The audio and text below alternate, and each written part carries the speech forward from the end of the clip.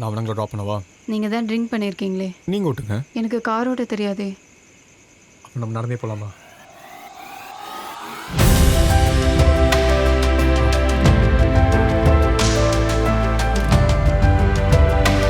இனிமேல் நான் ஹாஸ்டலில் ட்ராப் பண்ண வேலையெல்லாம் வச்சுக்காது.